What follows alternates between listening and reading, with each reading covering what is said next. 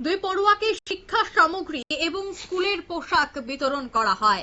কাঞ্চনমালা এলাকায় ৩ নম্বর ওয়ার্ডে পশ্চিম ত্রিপুরা জেলা শাসক নিজ উদ্যোগে দুই পড়ুয়াকে এই শিক্ষা সামগ্রীটি প্রদান করেন। মানবিক রূপে পশ্চিম জেলার জেলা শাসক পশ্চিম ত্রিপুরা জেলার কাঞ্চনমালা এলাকায় ৩ নম্বর ওয়ার্ডে মৃত পরেশ বিশ্বাসের পরিবারের পাশে দাঁড়িয়েছে জেলা শাসক। জানা গেছে ওই এলাকায় পরেশ বিশ্বাস গত ১ বছর আগে মারা যান। পরেশ বাবু মারা যাওয়ার পর তার পরিবারে থাকা বৃদ্ধা মা, অসুস্থ স্ত্রী এবং দুই কন্যা সন্তান আর্থিকভাবে একেবারে দুর্বল হয়ে পড়েন। কেননা পরিবারের অর্থ উপার্জনকারী একমাত্র ছিলেন এই পরেশ বাবু। কিন্তু বর্তমানে পরেশ বিশ্বাসের বৃদ্ধা মা বার্ধক্যজনিত কারণে কাজ করতে পারে না এবং তার স্ত্রী মনিকা বিশ্বাস অসুস্থ থাকায় মানুষের বাড়িতে কাজ করতে চরম অসুবিধে হচ্ছে। তাই পরিবারটি আর্থিক দিক থেকে একেবারেই দুর্বল হয়ে পড়েছে। বর্তমানে তাদের এমন পরিস্থিতি, তাদের দুবেলা দুমুঠো ভাত জোগাড় করতে হিমশিম খেতে হচ্ছে। তার মধ্যে ছোট দুই কন্যা সন্তানের লেখাপড়া খরচ।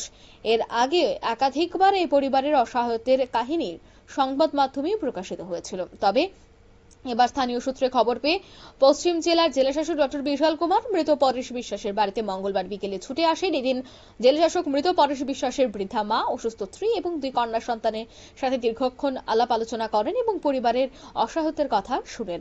সেদিন জেলাশাসক পরেশ বিশ্বাসের দুই কন্যা সন্তানের হাতে স্কুলের পোশাক, বই এবং খাতা তুলে দেন। কি বলছেন জেলাশাসক ডক্টর বিশাল কুমার, শোনাবো।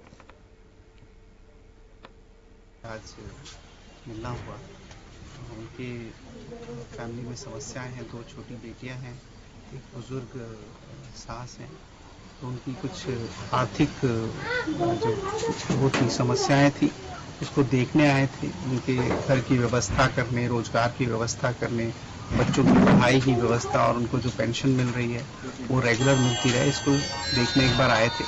बहुत अच्छा लगा उनसे करके, खासकर बच्चे जो लड़कियों की पढ़ाई के लिए वो मेहनत कर रही हैं और वो चाहती हैं कि दोनों बच्चियां आगे बढ़ें और परिवार और समाज का नाम रोशन करें।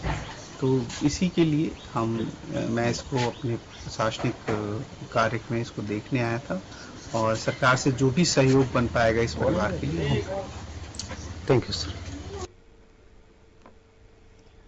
আপনারা শুনলেন, অর্থাৎ তারা জানাচ্ছেন যে বিশেষ করে ডক্টর বিশাল কুমার তিনি জানাচ্ছেন যে পরিবারের সহায়তা তিনি এগিয়ে এসেছেন। তবে দিন জেলা শাসককে একেবারে কাছে পেয়ে মৃত পরেশ বিশ্বাসের পরিবার নির্ভয়ে মন খুলে তাদের সমস্ত সমস্যার কথা প্রকাশ করেন।